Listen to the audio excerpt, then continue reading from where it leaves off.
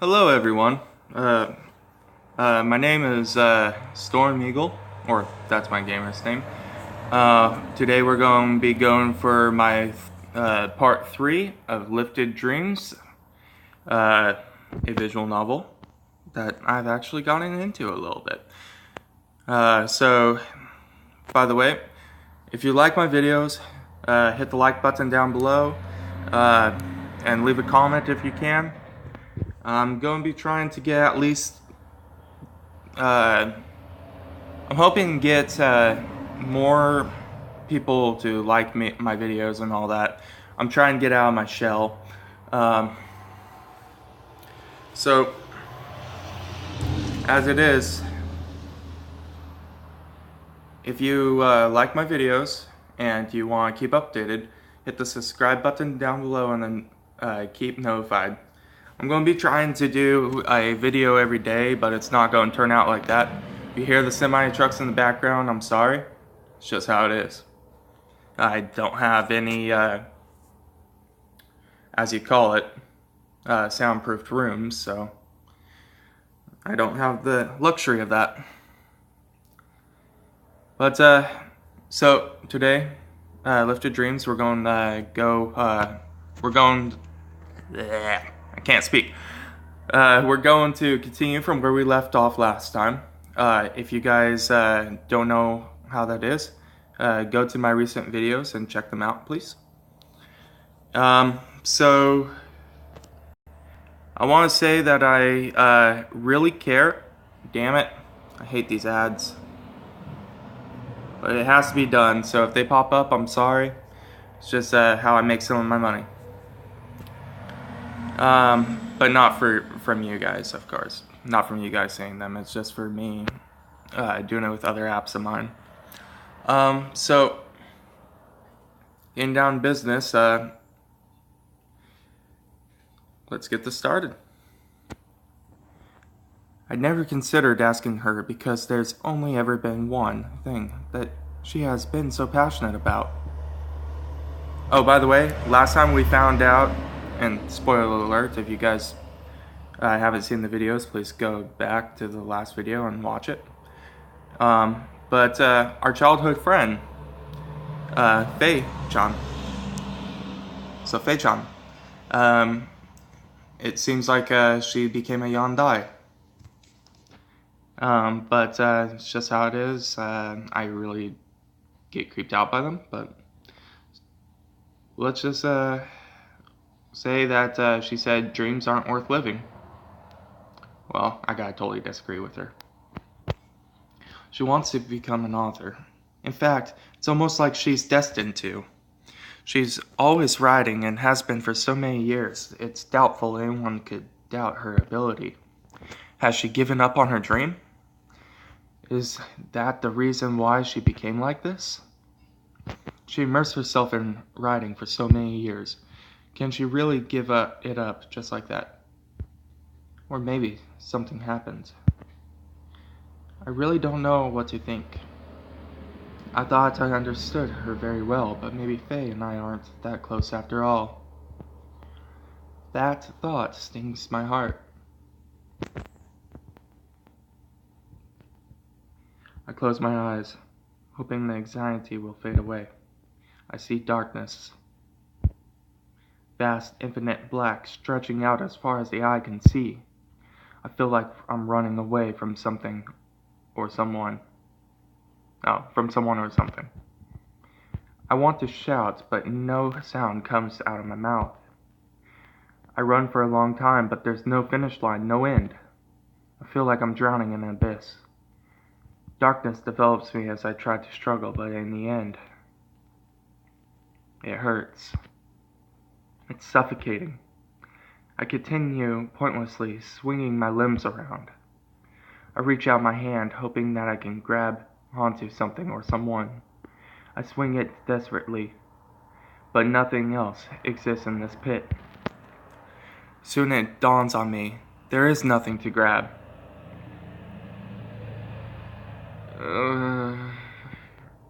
That sound. Just as I thought, Just as the thought crosses my mind, something cold, slimy, and appendage-like, tightly rapid, wrap, wraps itself around my right arm.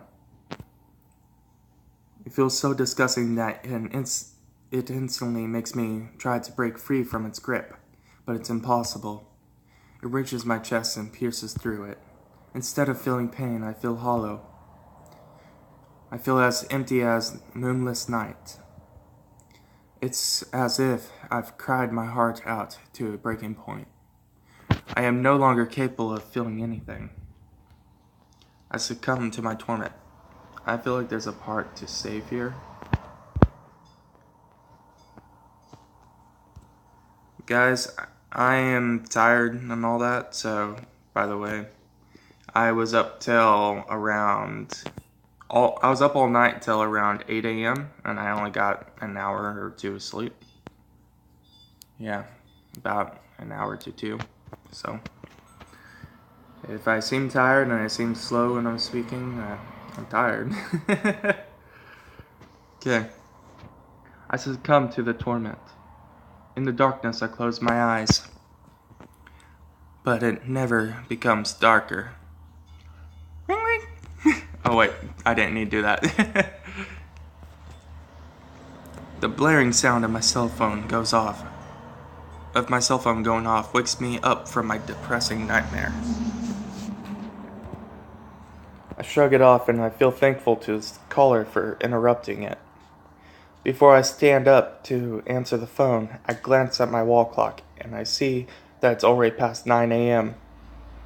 I must have thought about Faye for a long time last night. I press the answer button upon seeing Chelsea's name. Before I can even begin speaking, her low, sobbing voice whispers into my ear. She's talking slowly but without pauses. She tells me that something has happened to her, but I'm not sure that I hear her correctly, so I hesitantly ask for clarification. What do you mean by that? Meet me at the playground and you'll understand, Chelsea answers depressingly. After putting my cell phone in my pocket and fixing myself up, I hurriedly head to the playground.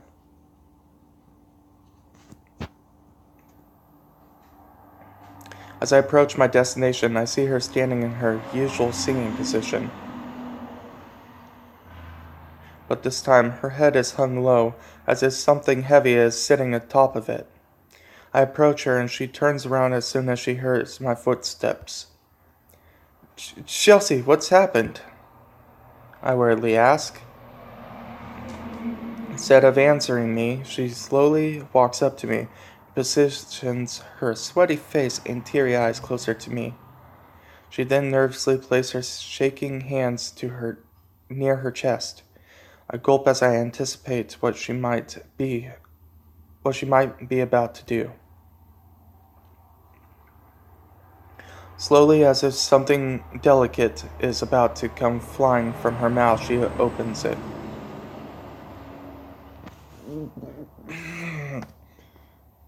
Okay, not demonic at all. The result is hardly anything delicate. In place of Chelsea's heavenly singing voice is a beastly, terrifying tune that has clearly originated from her and only her. In fact, I can't even call it a tune. It's just frightening dissonance. It can't possibly be Chelsea's voice. Her voice is warm and kind, but there is an airy and awful. But what did I say? But it is airy and awful.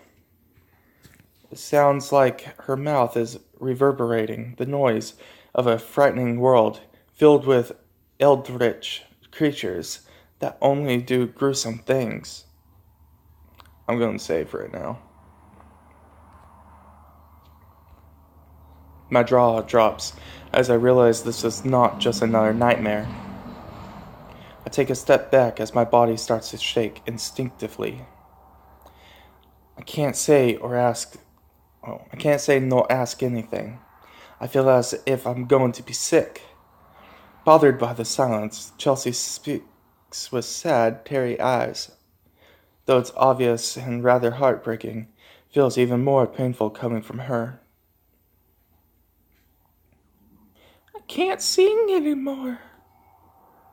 Realizing that I can't stay silent and be timid like I was with Faye yesterday, I prepared myself to hear the cause of this strange phenomenon. What caused it? I don't know. Did you feel strange yesterday? What about right now? Sorry guys, cauliflower.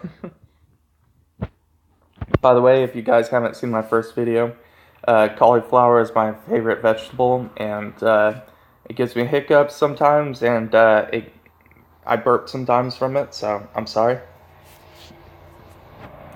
Oh, comment down below what your favorite vegetable is, if you have one, or what your favorite food or dessert is. I'd really be interested in order to know. Because my favorite vegetable, as you know, cauliflower. My favorite dessert.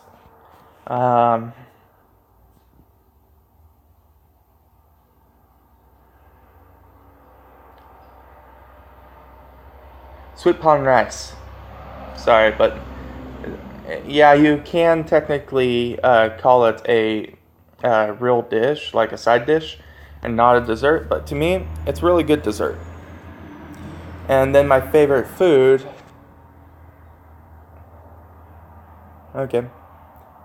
It would have to be tofurkey. It's a tofu based meat-like product. It's like deli meat, so you can make sandwiches. But the thing is, it's 100% vegan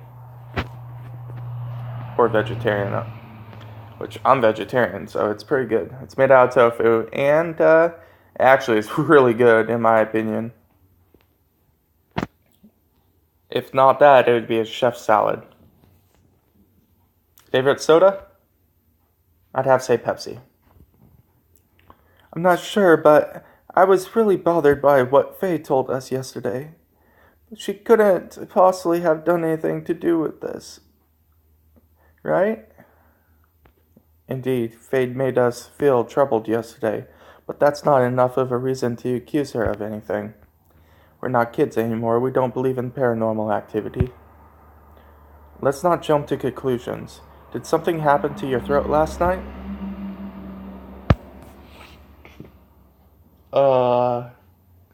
Wow. That just sounded bad. Maybe you ate something that damaged it, or you hit it against something. No! She slightly raises No! She slightly raises her voice. Between the two of us, she's unsurprisingly the one most bothered by the situation. Then I stutter and my fixation with logically figuring out what happened falters. Fortunately, Chelsea is suddenly compelled to walk me through her theory. Wait, I had a dream. A dream? My eyebrows raised at her answer. No, it was more like a nightmare. Her eyes become tinted with red and sadness. Nightmare? I break into a cold sweat as I wait for her to elaborate. Yeah, in my nightmare, it was so painfully dark. And in that place, I couldn't shout. My eyes widen and I can still feel the cold sweat pouring down my cheeks. Did you feel empty? I did, even right now, she responds as she stares at the ground worried. As a sense of realization hits me, I nervously grab a pencil and a small notebook that I brought from home. Instead of feeling relieved about my habit of always bringing stuff to draw with. Ugh, damn cauliflower. Or, sorry, not damn, just cauliflower. I'm trying to make this as family friendly as I can. I'm sorry, guys. Instead of feeling relieved about my habit of always bringing stuff to draw with, I feel fear well up inside of me. My heart throbs incessantly, reverberating in my ears. Part of me says that not to try it because I already know what's about to happen, but instead my curiosity prevails. As I stand, I open my notebook to an empty page and start sketching. Almost immediately, a sense of dread begins to well up from the pit of my stomach alongside the creative euphoria. I force myself to ignore it and continue drawing. I gracefully stroke the paper in different directions with my pencil, producing scratchy sounds. I could sense Chelsea staring at the paper with worried eyes. After I finished sketching, I awakened to my senses and took a gander at my work. As I stared down at it, I can feel that unceasing cold sweat continue to trickle down past my chin, while my eyes widen, surpassing the threshold. I'm gonna save, guys.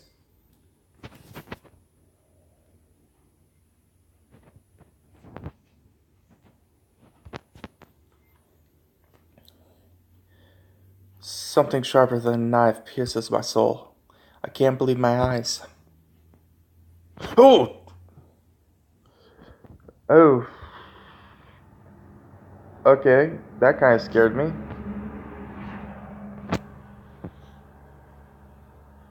I thought it would be something a little less dreadful. My sketch looks deformed. No, it can't even be considered that much. It's not art, and it's not abstract. All I can see are soulless, erratic scrawls and scribbles, as if an evil soul is trying to communicate with me and drag me down to hell. Much like my sketch of the girl yesterday, it's beginning to take a toll on my sanity. Though unlike that, which brought on despair, this is simply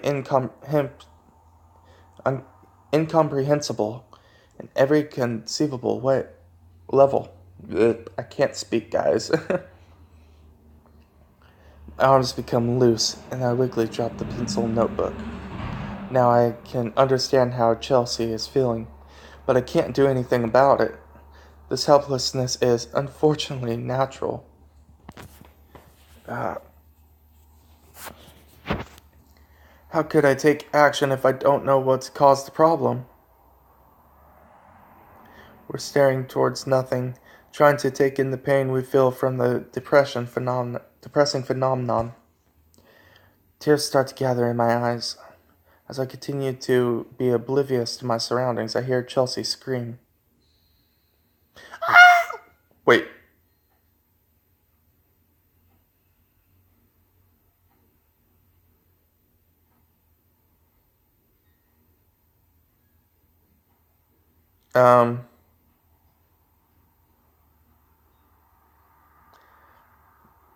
Okay. Even her scream sounds horrible. So everything that could, in any way, be related to singing is affected, which means it should be the same for me. I snap out of it and try to figure out the reason Chelsea screamed. No, Faye, no. Don't come upon us like this. I don't know when she got here, but Faye is already standing in front of us. Right. Wearing an airy smile, as if she's telling us that she has successfully accomplished something sinister. Chelsea covers her mouth with her shaking hands. Did you lose something? Faye asks. She is so painfully serene that it only brings back the hollow feeling from my nightmare. I have a shocking empathy and wonder how she knows that. How pitiful. How can you two... Darn surmise. How can you two achieve your dreams like this? They asked mockingly. In that moment, she makes herself clear. Damn it. Ads.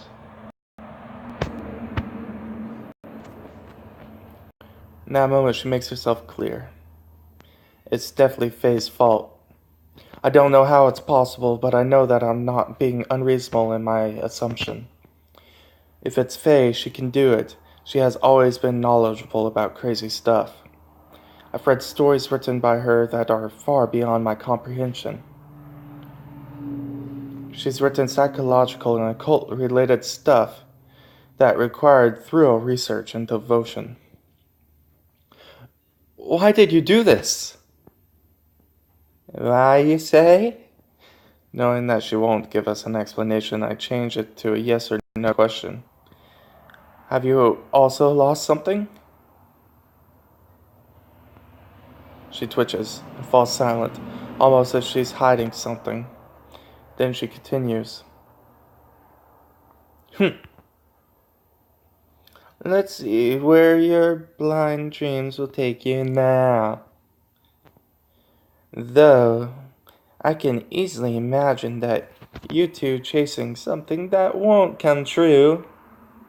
She smirks again and starts to walk away from us, clearly avoiding my question. We watch her back as she disappears out of our view. As we fall silent, our hearts clearly grow heavy with sadness. Chelsea starts to break down. She covers her face with the palm of her hands and cries. I feel the urge to break down with her, but I realize that being consumed by this excruciating pain will spell the end for us, so a feeling of sympathy bubbles within me. I raise my arms towards Chelsea and tightly hug her. Don't worry, we'll get them back. As I hold her shoulders and look at her face, she fixates her tear-filled eyes, filled with shock and something else I can't quite explain, on mine. I promise. I declare it even though I'm filled with uncertainty. As she looks up at the boy who had bravely declared a hopeful statement, his desire spreads to her as well. Wait, is that us? They didn't know we had long hair. Not like me at all.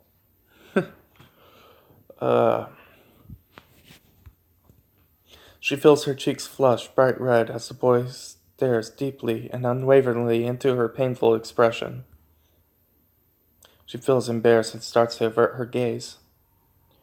But before she can do that, the passionate boy continues to make her feel at ease. I'm gonna save, guys.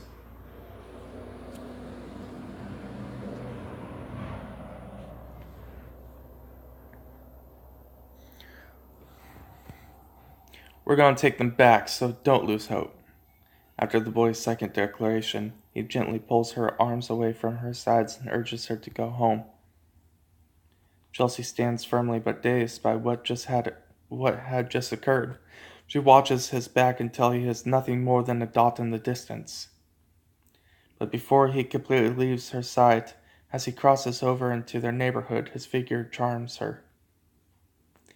It isn't the first time that she has felt this way. Before, she thought that the boy needed someone to care for him, but right now he is the one who is being reliable. Reliable, not reliable. For her, Jeff served as a savior in this heartbreaking situation. Sorry, I thought I saw something out of the corner of my eye. Kinda freaked me out. She feels like smiling even though she has just gone through more than many could fathom. But instead of smiling, she tries to sing. She opens her mouth and forces her vocal cords to vibrate.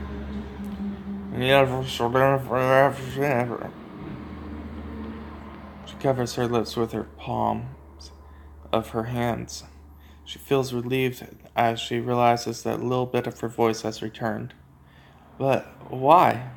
She asks herself, wondering how this mysterious curse works.